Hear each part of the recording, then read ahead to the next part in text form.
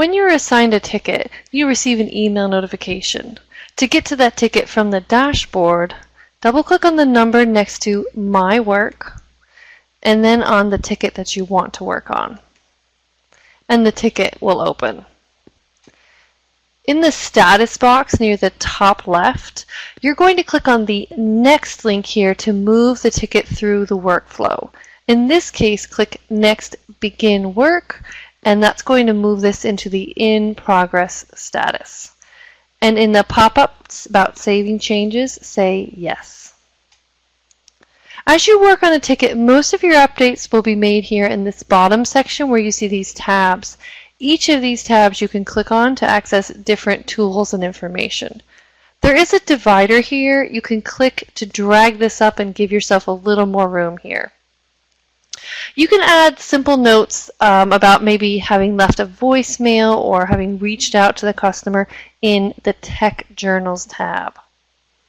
Just click on the New Journal Note, and then in the details add the information that you want to notate.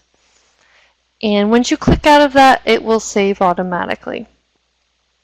Now, with most of this tabbed area down here, the way that these display can be changed through the View menu here. So you might choose to look at these in a little different way. You can kind of play around with each section and how you like to look at it best.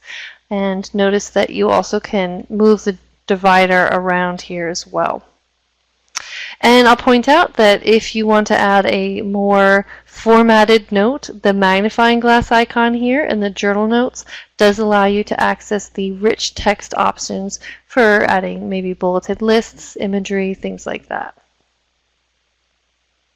Now in this Tech Journals section, you can add more notes. You can also review other notes that have been added to a ticket already here. If you want to send an email out as a part of a ticket, you're going to actually do that through the File menu in the top left. When you are viewing a ticket and you use either Send Email or Email Current Customer, the resulting email would be attached to the system history, which I'll show you in a moment. So if I wanted to email this current customer, for example, I could choose File, Email Current Customer, and then this is the function you'll see for sending emails out. One of the great things about this program is that I can type whatever subject I want here, and something that might be meaningful to the customer, for example. I can add in other recipients. I can also add attachments, and I can paste images right into this email if I would like here. And when I send this message, it will be attached to the history that I mentioned. And that's going to be available under System Journals. These system journals are the notes that are automatically created by Cherwell. For example, changes in the status of a ticket, mails that are sent out, when things are assigned, things like that. And as I mentioned before, you can use View to change the way you're looking at these. But if you do want to see more about maybe an email, for example, you can hold your mouse right over that Details field and a little pop-up will show you more information. You can also double-click on one of the lines to see more information about that item. In the system journals, whenever you have selected a mail, an email item, one that says Mail History, you'll actually see this email option here, and this will allow you to go ahead and reply to the emails directly through Cherwell. So you'll see I have options to reply, reply all, or forward. And if I were to choose one of these, let's say reply to all, I'm going to see that same email editor I saw previously, and just like before, I can paste images in, I can use attachments, I can add recipients, I can customize the subject, and the message that I send through here would be added to this system journal list here. I'm going to go ahead and cancel this message for now, though. If your team is doing time tracking, you'll use the Time Tracking tab. When you need to add new time tracking, click New Time Tracking, add in your activity in activity details as well as time spent in minutes and the date of completion. As you add new time trackings, you'll notice that the time tracking tab has a running total of the total times added here right at the top.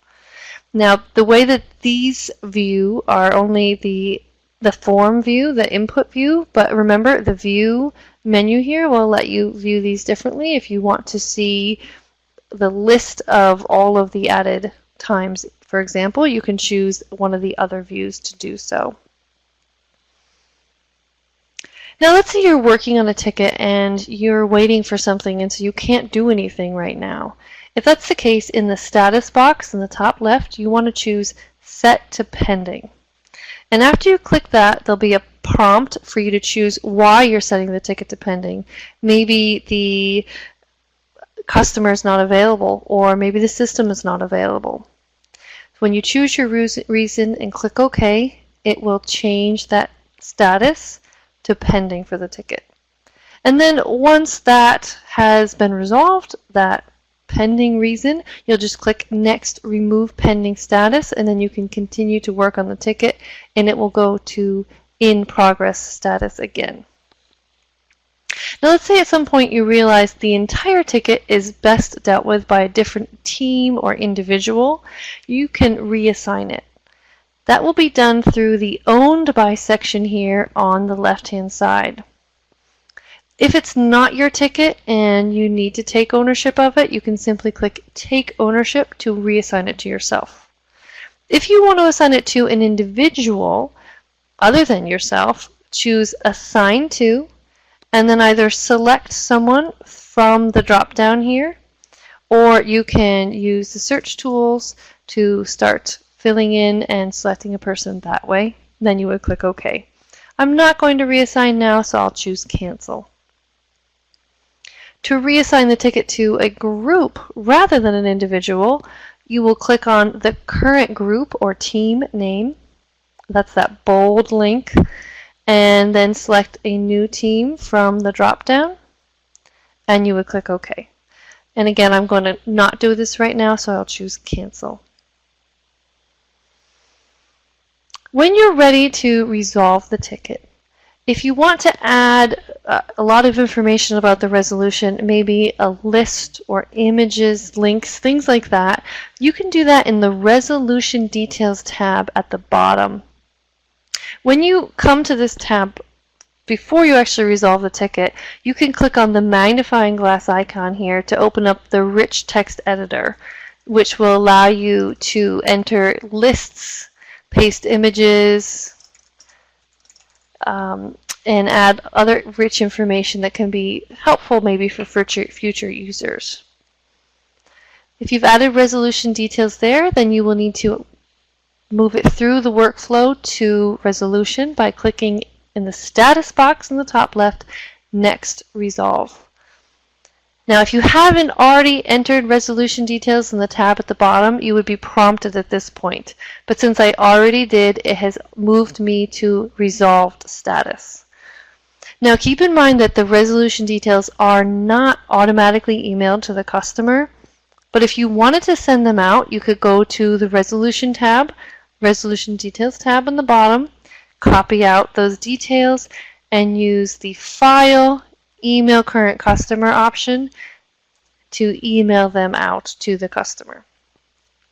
I'm not going to send that right now, so I'll choose Cancel. The other thing to know about resolution is that after they're resolved, the ticket will be closed automatically by the system after 24 hours.